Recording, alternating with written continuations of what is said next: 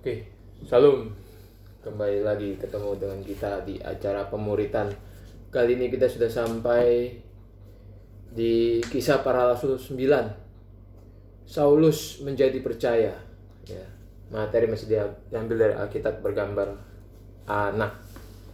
Silakan dibaca. Oke. Saulus menjadi percaya. Saulus ingin menangkap laki-laki dan perempuan para pengikut Yesus. Ia ingin menangkap mereka sebagai tahanan ke Yerusalem. Saat Saulus melakukan perjalanan ke Damsyik, tiba-tiba cahaya dari surga memancar di sekelilingnya. Ia pun rebah ke tanah. Ia mendengar suara berkata kepadanya, "Saulus, Saulus, mengapa engkau menganiaya aku?" "Siapakah engkau, Tuhan?" tanya Saulus. "Akulah Yesus," jawabnya. "Aku yang engkau aniaya itu. Sekarang bangkitlah dan masuklah ke kota. Di sana engkau akan diberitahu yang harus kau lakukan." Orang-orang yang mengikuti Saulus tidak dapat berkata-kata. Mereka mendengar suara itu tetapi tidak melihat seorang pun. Maka Saulus pun bangkit dari tanah. Ia membuka matanya tetapi ia tidak dapat melihat. Maka pengikutnya harus menuntunnya sampai ke Damsyik. Selama 3 hari ia buta. Di Damsyik ada seorang percaya bernama Ananias. Tuhan berkata kepadanya dalam sebuah penglihatan, "Ananias, pergilah ke rumah Yudas di jalan lurus itu. Temuilah seseorang yang bernama Saulus. Dia sedang berdoa." Lalu Ananias pergi ke rumah itu. Ia meletakkan tangannya ke atas Saulus. "Saudaraku Saulus," katanya, "engkau telah melihat Yesus. Ia mengutusku supaya engkau dapat melihat lagi. Engkau akan dipenuhi Roh Kudus." Saat itu juga sesuatu seperti selaput gugur dari matanya dan Saulus dapat melihat lagi. Ia bangkit dan dibaptis. Seperti biasa kita akan mulainya dengan Injil. Injil kabar baik. Apa kabar baiknya?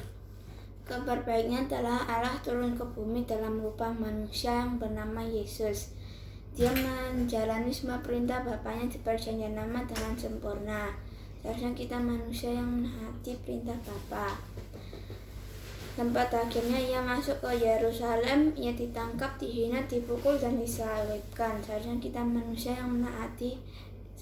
manusia yang dihukum, tetapi Dia tanggung semuanya di pundaknya. Ia ditikam dan diremukkan oleh Bapaknya sendiri untuk memuaskan murka dan keadilan Bapaknya. Ia mati di kayu salib, dikuburkan. 3 hari kemudian ia dibangkitkan sebagai tanda pembayarannya telah lunas dan nama baiknya telah dipulihkan, karena Yesus bukanlah seorang penjahat, melainkan anak Allah.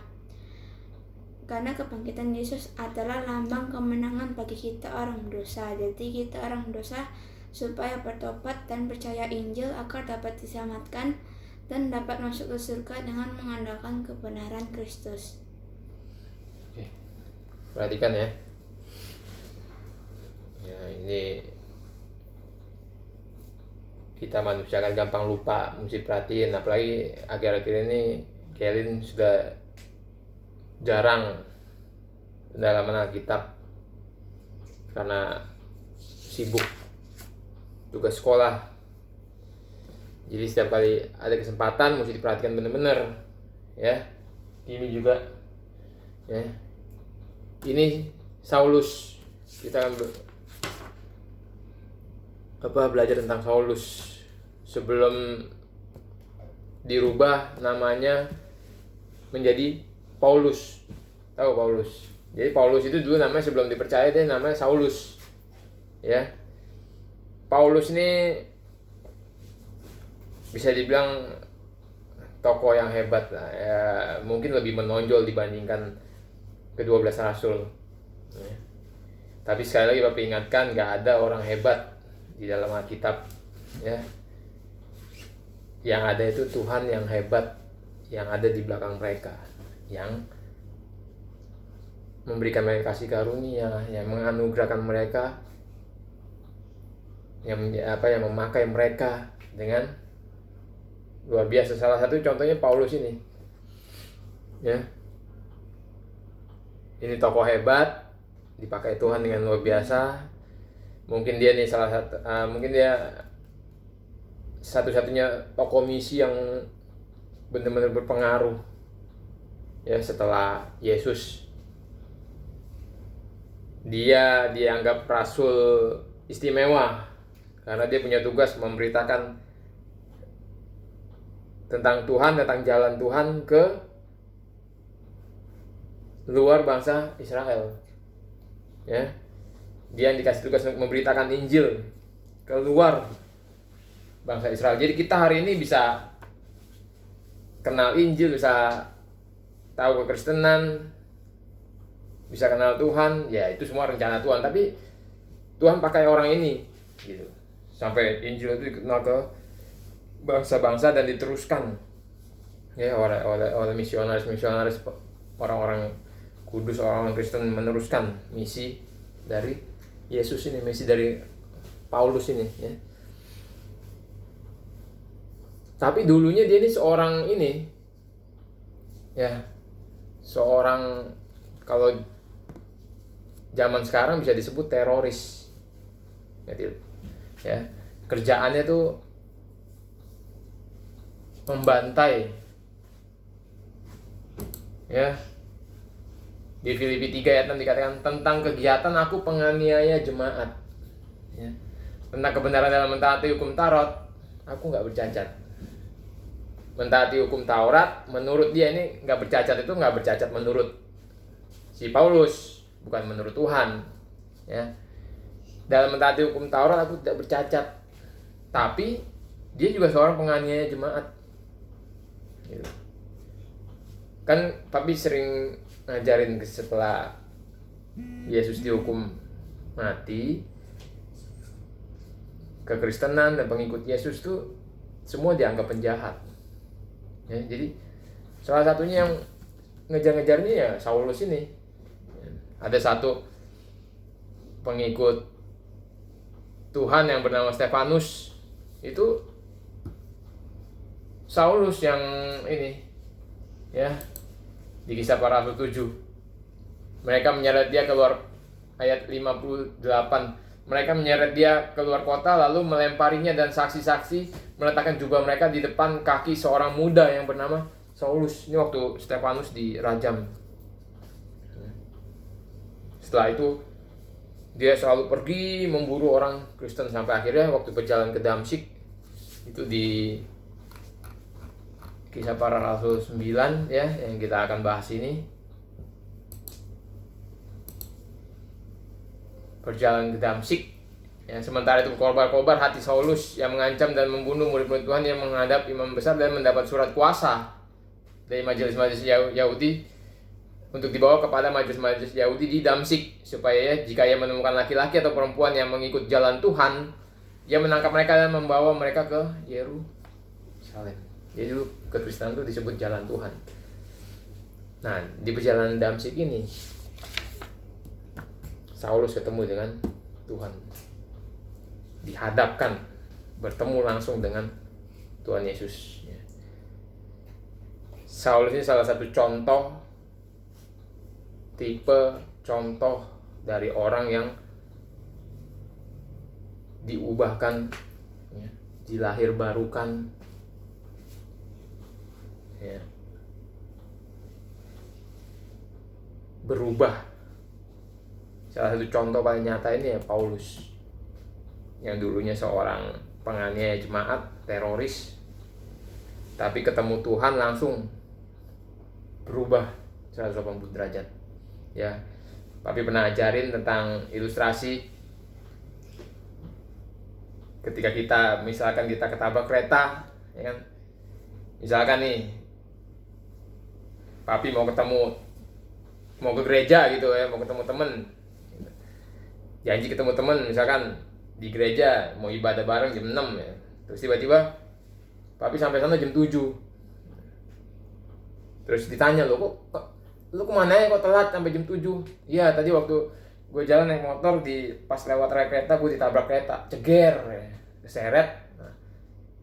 Mari gitu gue bangun, gue ambil motor gue, ya terus dikerumunin orang, akhirnya gue bisa bangun, terus gue jalan lagi, sampai sini gue telat gitu loh. Menurut kalian orang bilang papi gila atau enggak? Ya toh, ya sudah ditabrak kereta masih bisa bangun, naik motor keluar dari kerumunan orang-orang terus berangkat. Kan itu gila. Kalau nggak papi ini gila, kalau nggak papi ini tukang bohong, nggak mungkin gitu ya. Tapi ditabrak kereta aja kita yang utuh begini bisa hancur gitu, apalagi kita ditabrak oleh Tuhan. Bener ya? Tuhan pasti lebih besar dari kereta, pasti lebih hebat dari kereta. Gak mungkin orang kalau sudah berhadapan-hadapan dengan Tuhan, ditabrak dengan Tuhan, gak berubah. Itu tuh gak mungkin. Contohnya Paulus ini. Dan ya ini dari Paulus juga, dia benar-benar dipakai dengan luar biasa ya. Kalau kita mau, Papi selalu bilang kalau kita mau merubah seseorang, kita mau melahirbarukan seseorang, itu pekerjaan Roh Kudus memang. Tapi harus ada unsur Injil ya. Lahir baru itu pasti harus ada unsur Injil, pemberitaan Injil. Makanya pemberitaan Injil itu sangat penting, karena di Alkitab dikatakan satu-satunya berita yang menyelamatkan yaitu Injil. Itu tulisan Paulus juga, ilham dari Roh Kudus. Berkali-kali Paulus nulis bahwa Injil itu satu-satunya berita yang menyelamatkan. Injil Yesus, Injil yang benar, Yesus itu satu-satunya keselamatan di dunia ini. Dan kalau kamu baca di Perjanjian Lama, orang yang lahir baru itu sering Papi ajarin bahwa orang lahir baru itu orang yang diganti hatinya yang terbuat dari batu, dihancurkan, diganti dengan hati yang terbuat dari daging atau hati yang taat dan diberikan Roh Kudus. Nah, itu lahir baru. Tapi harus ada unsur Injil. Entah nanti, kalau Papi percaya bahwa lahir baru itu mengawali segalanya. Kita nggak tahu kapan kita dilahir barukan. Itu terjadi di alam bawah sadar kita nggak pernah tahu. Kalau ditanya sama orang, kapan kamu dilahir barukan? Nggak tahu. Lahir baru beda dengan pertobatan. Ketika kamu mengaku bertobat, mengaku percaya Yesus, itu bukan lahir baru. Lahir baru terjadi sebelum itu, di awal. Jadi ada Roh Kudus bekerja, Tuhan bekerja melahir barukan. Contohnya kayak gini. Tapi ini contoh nyata. Ini benar-benar ketemu dulu. Kalau sekarang ya jarang ada orang yang mengaku ketemu dengan Tuhan langsung, tapi sangat jarang dan harus dibuktikan kebenaran. Tapi kalau ini pasti benar, karena ini tertulis di kitab suci. Jadi ada Roh Kudus yang melahirbarukan kita, dan itu di alam bawah sadar kita. Nah, setelah itu entah berapa lama, berapa detik, berapa menit, berapa hari, pasti ada orang memberitakan Injil. Dan memberitakan Injil dengan benar. Ya. Lengkap, komplit dengan cara yang benar. Injil adalah kekuatan Allah yang membawa manusia menuju pada keselamatan. Roma 1 ayat 16. Harus selalu ada Injil. Tapi ironisnya sekarang Injil itu sangat jarang diberitakan di gereja. Mereka menganggap Injil itu hanya berita pertama. Pertama diberitakan sudah, selanjutnya diberitakan yang lain. Apa kayak diberitakan? Padahal manusia itu gampang lupa. Dan belum tentu berita pertama itu berita yang benar diberitakan. Kalau hanya diberitakan sekali terus salah, gimana? Ya. Dan itu sangat banyak terjadi dalam kekristenan zaman sekarang. Sudah dari beberapa tahun yang lalu sih, beberapa puluh ratusan tahun yang lalu itu sudah banyak terjadi.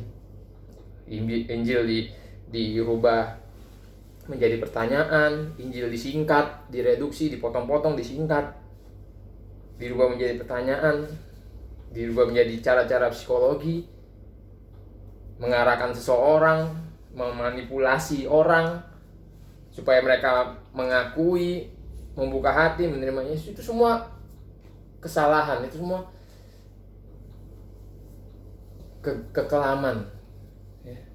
Kesalahan dalam Kristen yang terus berlanjut sampai akhirnya kalau Injil itu diberitakan dengan salah, dia nggak punya kekuatan, nggak ada kekuatan Allah situ. Walaupun lahir baru, keselamatan itu semuanya pekerjaan Tuhan, ya. Tapi kita harus memberitakan Injil itu dengan benar supaya Injil itu ada kekuatannya, ngerti? Yang kita pelajari setiap hari, makanya kita harus terus setiap hari pelajari sampai kita mati. Belajar Injil tuh nggak bakal pernah penuh, nggak bakal pernah sempurna di kepala kita. Kita akan terus ada hal-hal baru, akan terus kita diingatkan, oh iya yang ini lupa, oh iya yang ini gue sempat lupa, oh iya yang ini sempat lupa gitu. Diingatkan terus setiap hari kita belajar Injil, ya. Malah belajar yang lain kayak eskatologi, nggak ada keselamatan di eskatologi. Nanti kita akan tahu sendiri, gitu. Ya. Belajar apa? Ya kalau kristologi, teologi itu ada di dalam Injil. Kalau kamu belajar Injil, itu kristologi, teologi pasti ketemu. Kristologi itu tentang Yesus, teologi itu tentang Allah, itu pasti ketemu nanti. Gitu. Antropologi tentang manusia, nanti ketemu bahwa Injil itu sebenarnya bukan tentang manusia, tapi tentang apa yang Allah kerjakan melalui anaknya di kayu salib dan melalui Roh Kudusnya di dalam kita, lahir baru. Itu Injil. Makanya kenapa kita setiap hari belajar Injil, ya. Sampai Tuhan tuh bekerja, Roh Kudus itu bekerja dalam kita, setiap kita masing-masing. Kimi sudah belajar, kamu, papi, mami, kita tetap terus belajar sampai melihat Roh Kudus itu bekerja di dalam kita, ya. Kita berusaha belajar Injil yang benar, mencari hikmat, tuntunan Roh Kudus, berdoa, minta diubahkan, terus diubahkan seperti Paulus yang paling jelas, ya.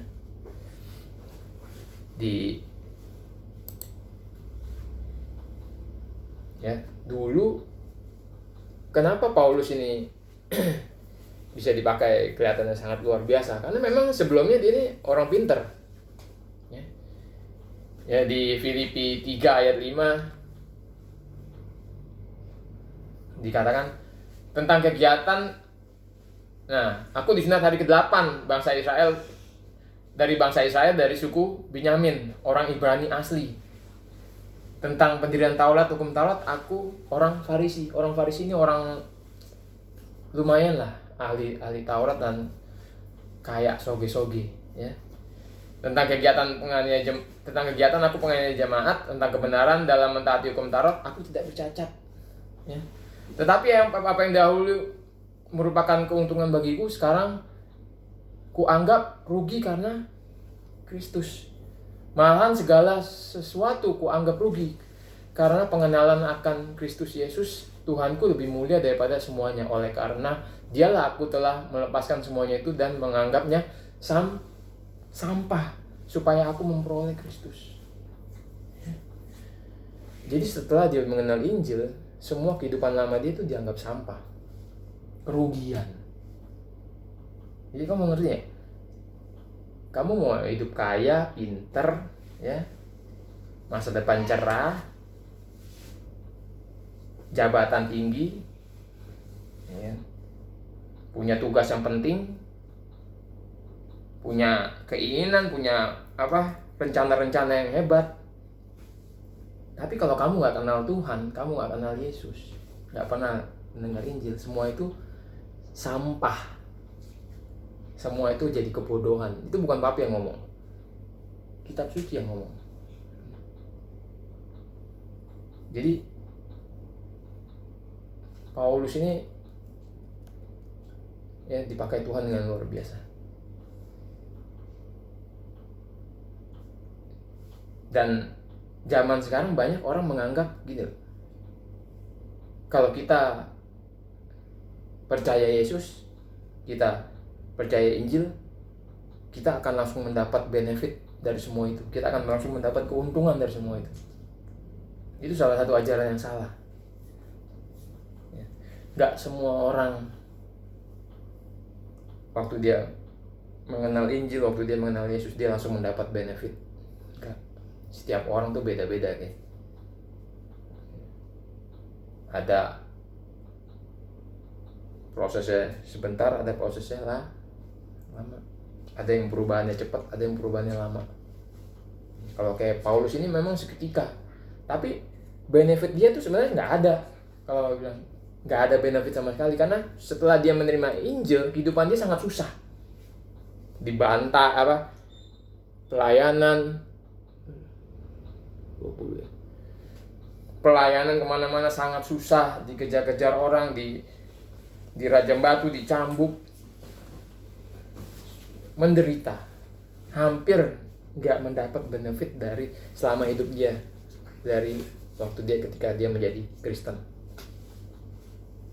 Tapi ada orang yang waktu menjadi Kristen 20 tahun, 5 tahun, dia bisa langsung dapat benefit, bisa langsung dapat keuntungan, bisa ngerti, bisa hidupnya lumayan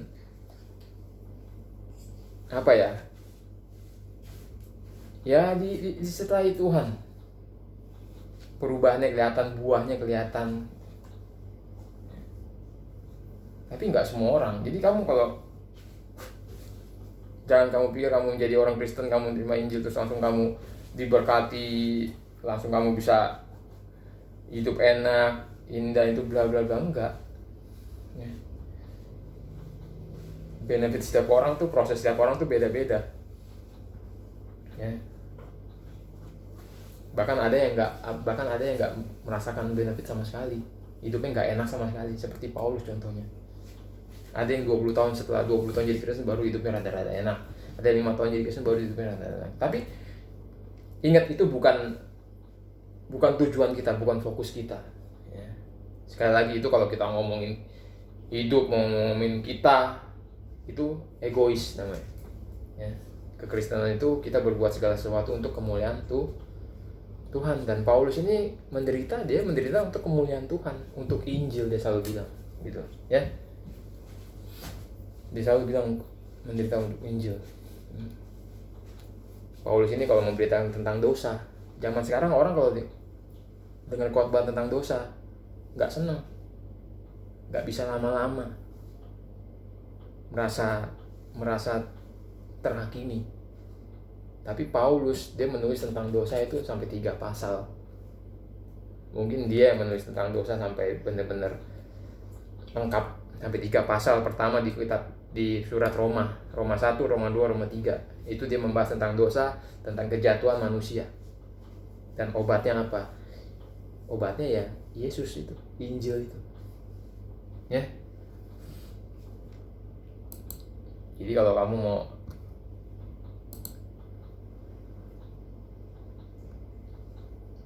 mau lihat, banyak semua rata-rata orang yang menerima Injil, semua yang tertulis di Alkitab, yang ketemu Tuhan tuh pasti berubah. Gak mungkin gak berubah ya. Perubahannya gak ada langsung instan, enggak. Terus diproses sama Tuhan. Dimatikan sampai nanti kita dihidupkan kembali untuk kemuliaan Tuhan.